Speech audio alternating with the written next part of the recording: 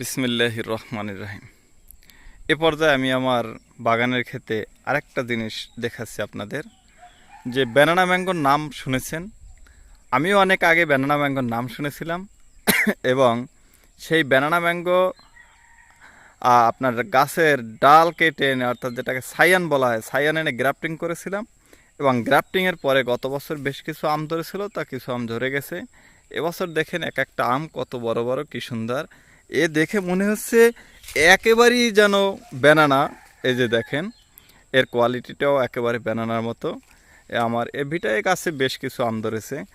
আরও একটা বিদেশি, এরকমের আরও কিছু বিদেশি আম আমি আমার, অর্থাৎ এই শখের বাগানে আরও কিছু আম হয়েছে বিদেশি বিভিন্ন জাতের।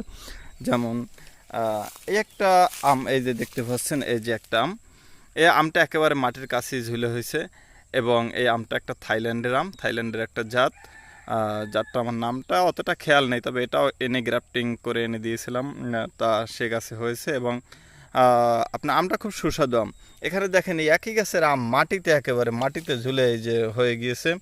এই একটা আম আপনার ছিঁড়ে পড়েও গিয়েছে। এটাও একটা থাইল্যান্ডের আর কি জাতীয় আম, থাইল্যান্ড থেকে আর কি যে আগত জাতটা বাংলাদেশে, সেখানে আপনার কলম থেকে এনে গ্রাফটিং করেছিলাম। আরও যদি দেখাই আপনার এখানে যদি দেখায় থাইল্যান্ডে আর একটা উন্নত জাতের আম, অর্থাৎ এটা থাইল্যান্ডে একটা উন্নত জাতের আম। এই আমটা কাঁচা খুব সুস্বাদু, অর্থাৎ এতটাই মিষ্টি যে আপনি না খেলে বুঝতে পারবেন না। এবং এই আমটা পাকলে তো প্রচুর প্রচুর মিষ্টি, মানে স্বাদে অতুলনীয়। এই যে দেখেন থাইল্যান্ডে প্রচুর আম ধরেছে, থাইল্যান্ডের আম। তারপরে ওই যে প্রচুর আম ধরেছে এবং এ গাছে বেশ কিছু আম আপনার ধরেছে, উপর নিচে বেশ কিছু আম ধরেছে। তবে এই আমটা একটু অন্যান্য আম থেকে একটু ব্যতিক্রমী।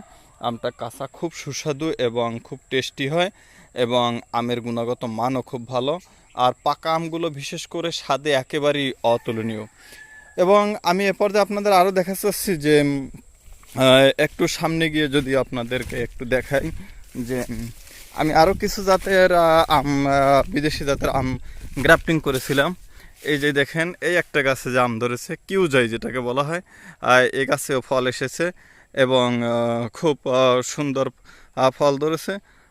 আমি এই শখ করে বাগানটা করেছিলাম যে বিভিন্ন জাতের, বিদেশি জাতের আম এবং অন্যান্য ফল আমার এই খেতে থাকবে এবং আল্লাহ তাআলা সেটা আমাকে আর কি পরিপূর্ণ করে দিয়েছেন। এবং আপনারা এরকম শখের বাগান করেন, সে বাগানটা ছোট হোক, তাও একটা শখের বাগান থাকুক এবং সেখান থেকে বিশুদ্ধ ফল খান।